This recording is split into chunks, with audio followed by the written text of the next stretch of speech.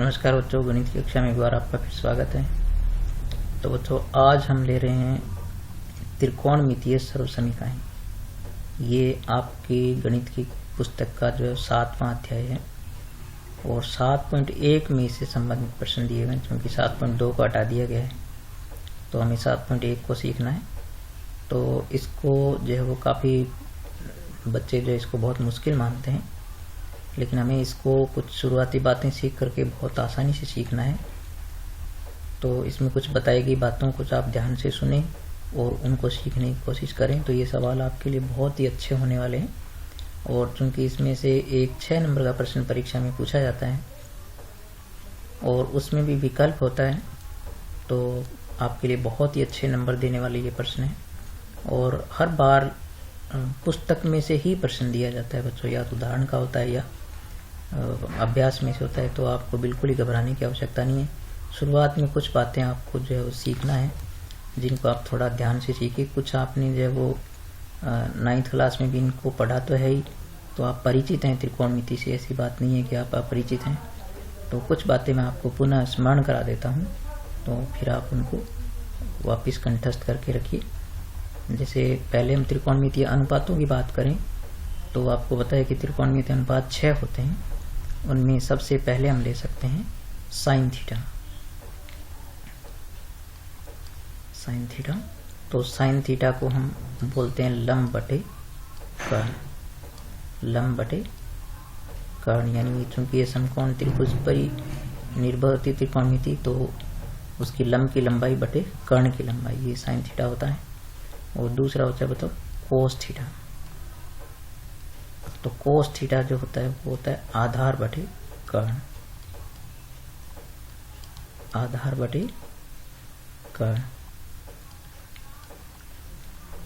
और तीसरा होता है टेन थीटा। तो तीसरा हम ले सकते हैं टेन थीटा। तो टेन थीटा जो है वो साइन थीटा और कोस थीटा का अनुपात होता है वैसे, तो हमें इसमें इसका भाग देंगे तो यह आएगा आपके पास लंब बटे आधार। लंब बटे आधार। और फिर टेन का जो है वो विलोम होता है कोट थीटा। कोट थीटा, तो आपको पता है कि ये इसका रेसिप्रोकल हो जाएगा, तो आधार बटे क्या हो गया, लंब।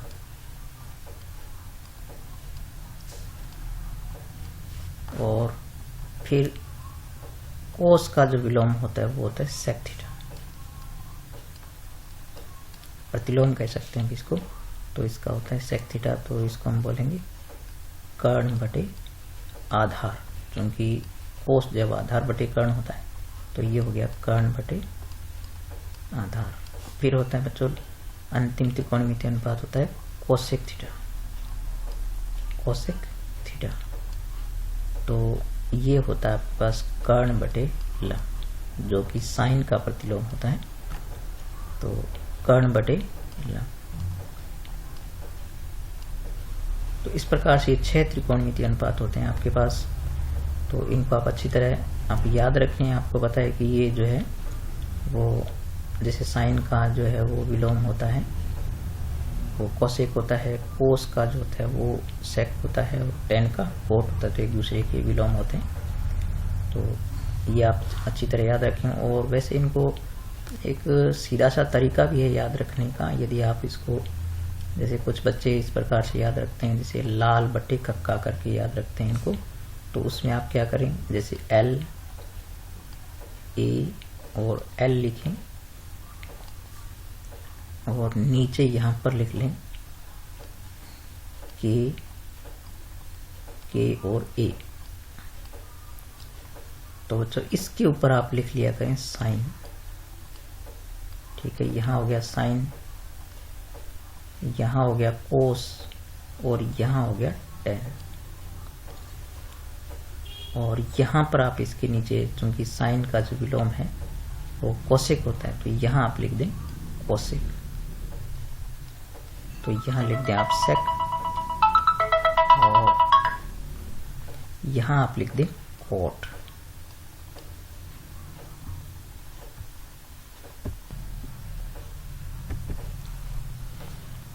तो ये इस प्रकार से आप इनको लिख लें, और लिखने के बाद जो है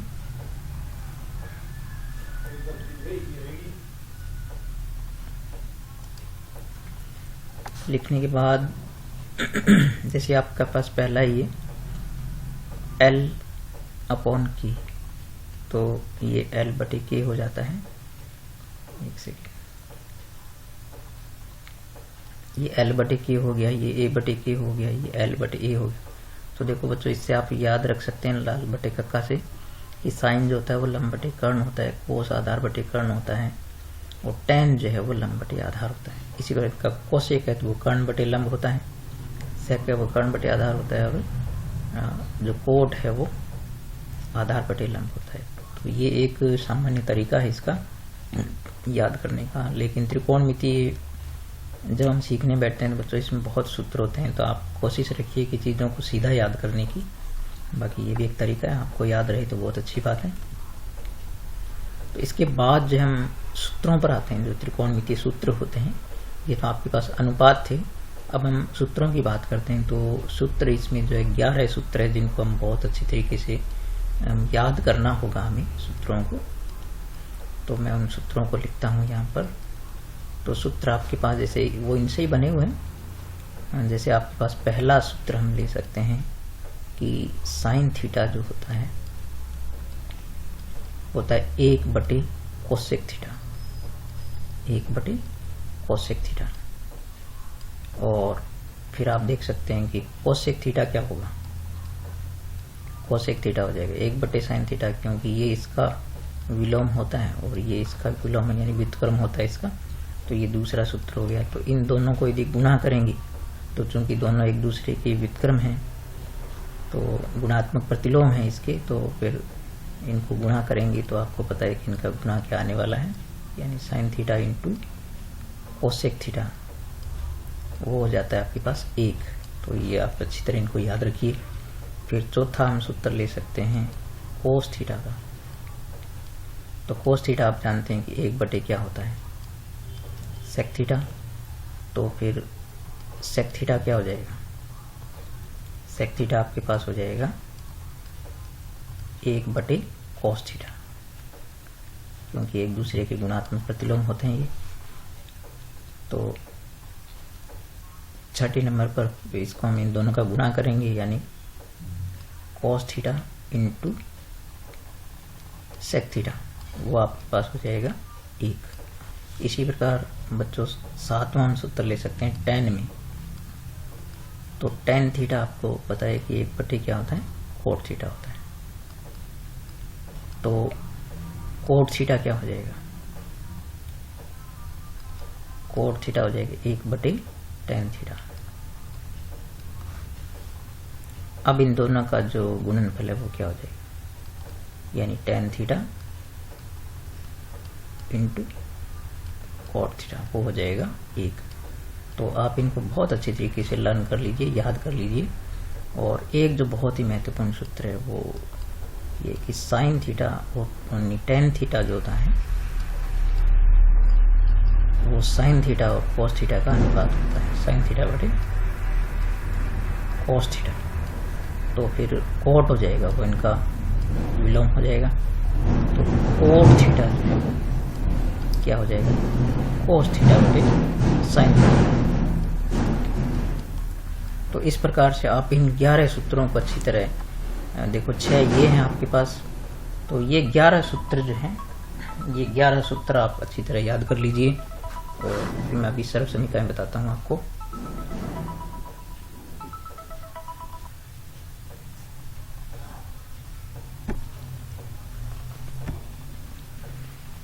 तो 7.1 की जो आपके प्रश्न है उनको हल करने के लिए बच्चों आपको ये बात बहुत अच्छी तरीके से नोट कर लेनी चाहिए कि ये जो आपके पास जो ये सूत्र हैं 11, तो ये सूत्र आपको बहुत ही भली भांति कंठस्थ होनी चाहिए। और ये जो आपके पास सर्व समीकरण हैं ये भी आपको बहुत ही अच्छी तरीके से लर्न होनी चाहिए, पूरी 9 की 9।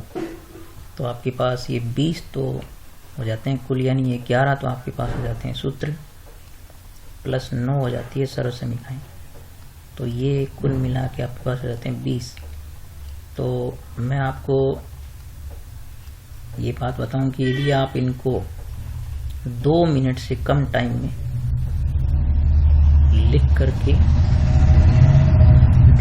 लिखना सीख जाते हैं, 2 मिनट से कम टाइम में, यानी आप इतना अच्छा इनको लर्न कर लें कि फटाफट इनको 2 मिनट से कम टाइम में लिख सकें और कई बार लिख करके प्रैक्टिस कर लें। आपको 7वीं प्रश्नावली की एक्सरसाइज शुरू करने से पहले यदि आप इतना काम पूर्ण कर लेते हैं तो आपके सारे सवाल जो है वो आपको बिल्कुल परेशान नहीं करेंगे, बहुत आसानी से सवाल हो जाएंगे।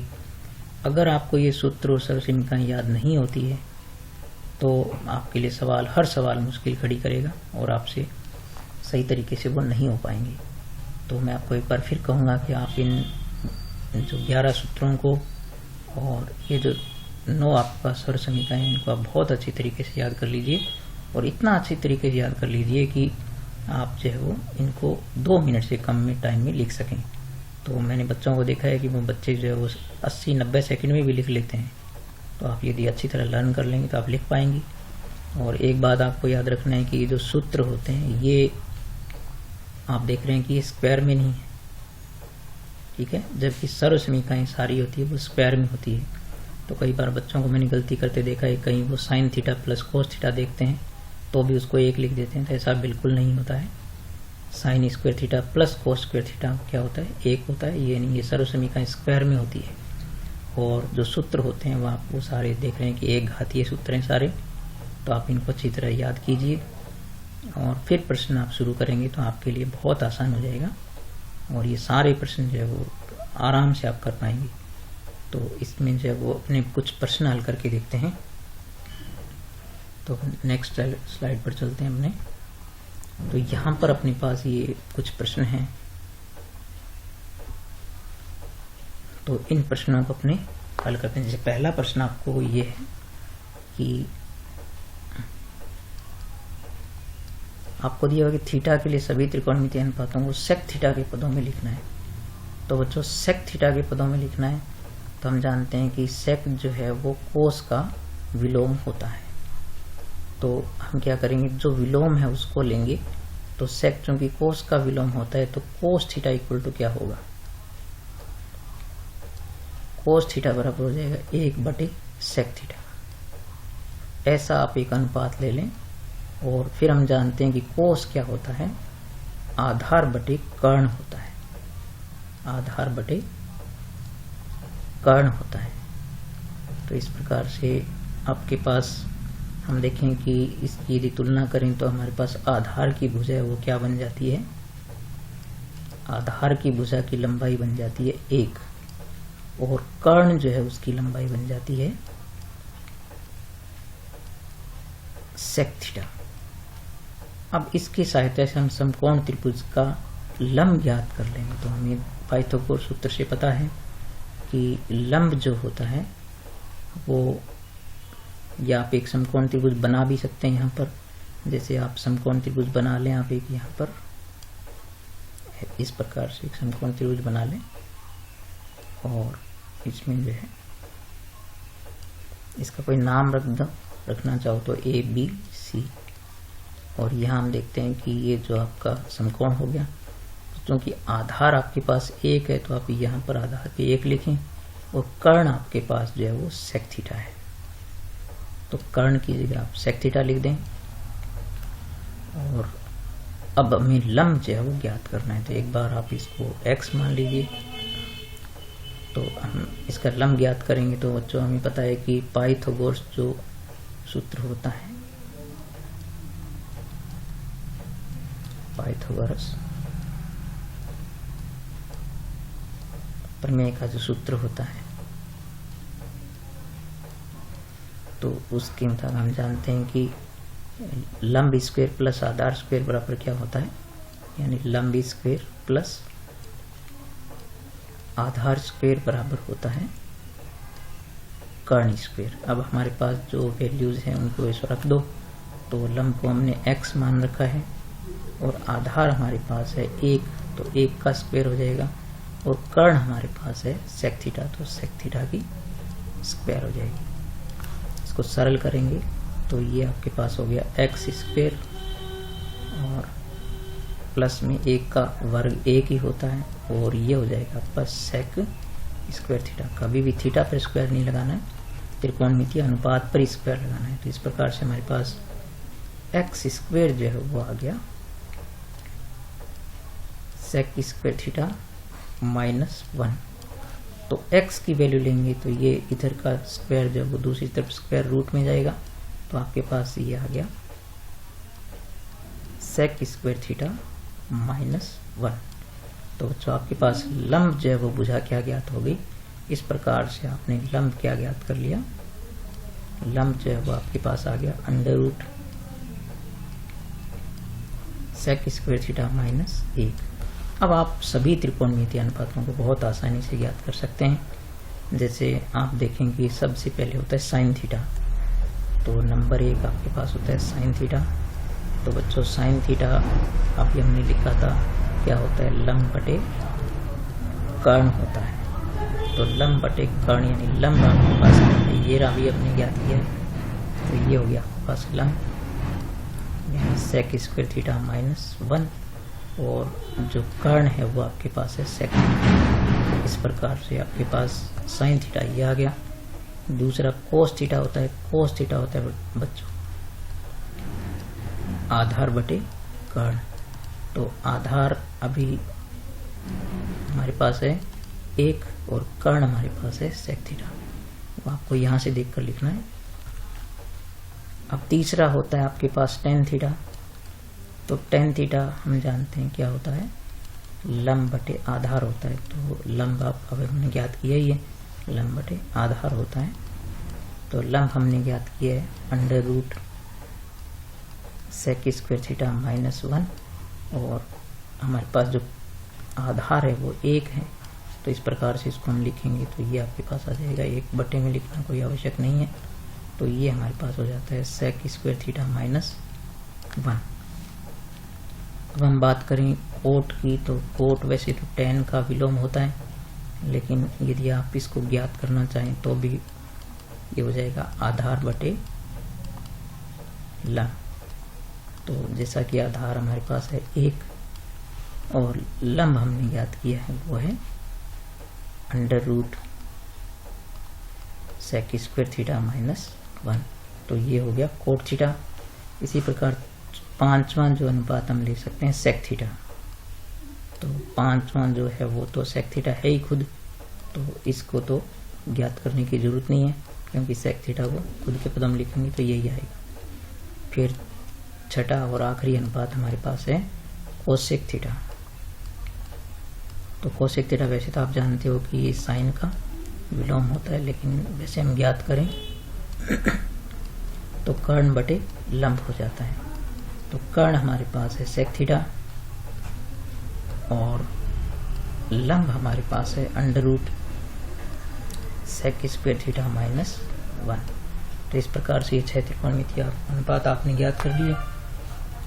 तो अब हमें जो दूसरा प्रश्न दिया बच्चों उसमें ये है कि आपको साइन, सेक और टेन इन सबको नहीं लिखना है, इनमें 3 को ही लिखना है, कोट के पदों में लिखना है। तो हमें पता है कि कोट है तो इसका विलोम होता है टेन।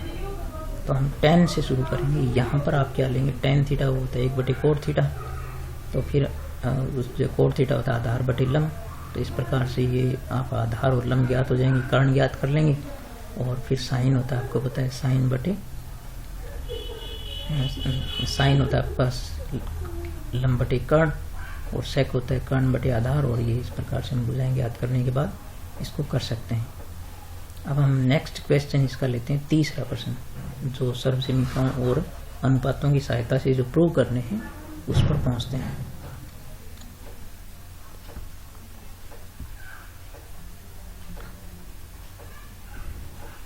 तो ये भी प्रश्न कोई मुश्किल नहीं है, आप पहले मन बना लीजिए उनको लर्न करने का, कि वो जो आपके पास सूत्र और सर्वसमीकरण हैं उनको हम अच्छी तरीके से याद करेंगे, और इतना अच्छी तरीके से याद करेंगे कि हम एक सांस में उनको बोल सकें बहुत अच्छी तरीके से। तो ये प्रश्न जो होते हैं इनका तरीका बच्चों यही है कि सबसे पहले आप क्या करें, आपको जो सवाल है उसकी जटिल पक्ष को चयन करेंगे। तो लगभग सभी प्रश्नों में लेफ्ट हैंड साइड जो होती है वो जटिल पक्ष होता है, तो उसको हम हल करेंगे। और राइट साइड में जो दे रखा है वो हमारा एक प्रकार से उत्तर होता है, तो उसके बराबर हम इसको सिद्ध करेंगे।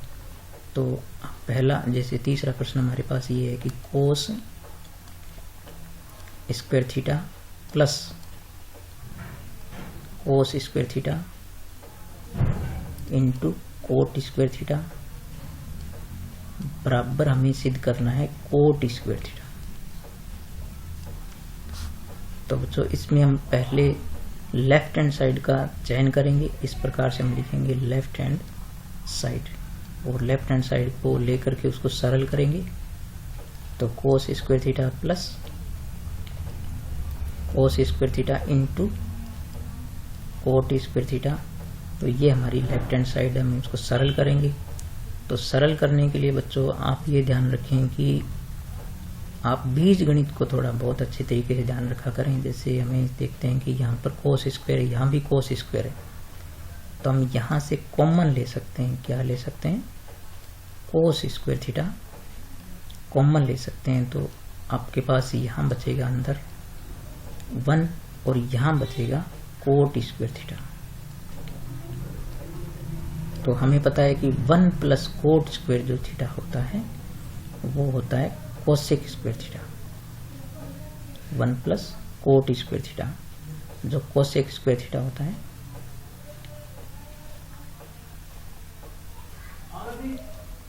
तो यहाँ पर हम लिखेंगे कोस स्क्वायर थीटा और इनटू आ जाएगा कोसेक स्क्वायर थीटा। तो यहाँ पर आप रेफरेंस दे दिया करें, चूंकि 1 plus cot square theta equal to होता है कोसेक स्क्वायर थीटा। अब हम जानते हैं कि चूंकि कोसेक क्या होता है, कोसेक थीटा होता है 1/sin थीटा। तो हम इसकी जगह क्या लिख देंगे? 1/sin लिखेंगे यहाँ पर। तो ये आपके पास होगा कोस square theta into 1/sin square theta, क्योंकि ये कोसेक स्क्वायर में है। अब हमें पता है कि हम इसको 1 से गुणा करेंगे तो आएगा आपके पास कोस स्क्वायर थीटा और अपॉन में आएगा साइन स्क्वायर थीटा। और कोस अपॉन साइन क्या होता है आप यहाँ लिख दें, चूंकि cos theta upon sine theta वो क्या होता है? वो होता है कोट थीटा। ठीक है, तो ये कोट थीटा हो गया। तो बस यहाँ पर इसका क्या हल आ जाएगा? Coat square theta. तो ये एक तरीका हुआ इसका। तो इस प्रकार से इसका हल आ गया राइट हैंड साइड के बराबर। तो एक तरीका ये है, इसको हम दूसरे तरीके से भी कर सकते हैं। दूसरा तरीका इसको जो हम ले सकते हैं, जैसे लेफ्ट हैंड साइड हमारे पास है, इसी की लेफ्ट हैंड साइड हम लेते हैं यहाँ पर लेफ्ट हैंड साइड। तो लेफ्ट हैंड साइड में हमारे पास है ये cos square theta plus cos square theta into coat square theta. तो यदि हमें सूत्र सर्वसमीकरण में बहुत अच्छे तरीके से याद है तो हम ये देख सकते हैं कि चूंकि कोट बच्चों आपके पास क्या होता है, चूंकि कोट थीटा होता है हमारे पास कोस थीटा बटे साइन थीटा। तो हम सीधा ही कोट की जगह क्या लिख सकते हैं, यहाँ पर कोस बटे साइन लिखेंगे। तो ये आपके पास बनेगा कोस square theta plus cos square theta यहाँ पर है ही, और यहाँ पर कोस बटे साइन लिखेंगे तो ये हो जाएगा कोस स्क्वायर थीटा बटे साइन स्क्वायर थीटा। तो कोस स्क्वायर थीटा बटे साइन स्क्वायर थीटा हो गया। अब हम क्या करेंगे, यहाँ से जब कोस स्क्वायर कॉमन ले है, लघुत्तम ले सकते हैं पहले। तो लघुत्तम ले लो पहले, फिर कॉमन ले लेंगे। तो लघुत्तम आपके पास आएगा ये साइन स्क्वायर थीटा। तो ये इससे मल्टीप्लाई हो जाएगा। तो ये आ गया आपके पास sine square theta cos square theta plus ये cos square theta into cos square theta. अब बच्चों यहाँ से आप क्या करें, कोस स्क्वायर कॉमन ले लें। तो कोस स्क्वायर थीटा यदि आप कॉमन ले लें तो यहाँ पर हमारे पास बचेगा, यहाँ बचेगा साइन स्क्वायर थीटा,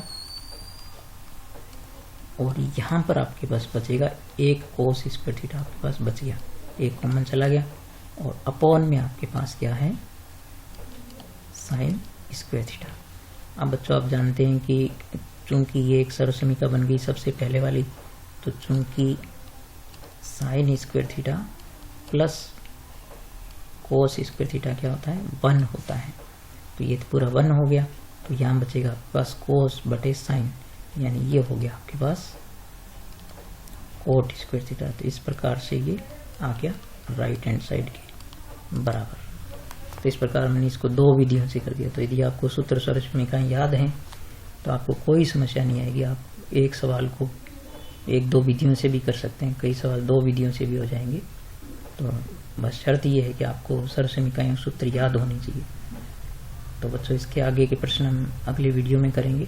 तो मैं अपेक्षा रखूंगा कि आप मेरे कहने के अनुसार आप इनको लर्न करेंगे, अच्छी तरह सूत्रों को याद करेंगे और सर्वसमीकाओं को याद करेंगे, और इतना अच्छे तरीके से आप पहले इनको तैयार कर लें कि कम से कम 2 मिनट से कम टाइम में आप इनको लिख कर देखें। तो मेरा पूरा मैं आपको विश्वास दिलाता हूँ कि आप हर सवाल कर पाएंगे, फटाफट कर पाएंगे। जैसे आपके कोई टीचर हैं तो वो फटाफट करते हैं सूत्र सर्च में, क्योंकि उनको याद होती है तो वो फटाफट करते हैं, तो आप भी कर पाएंगे। और इसमें से 6 नंबर का प्रश्न पूछा जाता है, तो आपके लिए बहुत ही अच्छा सुनहरा अवसर है कि आप छक्का मार पाएंगे। ठीक है बच्चों, मिलेंगे अगले वीडियो में।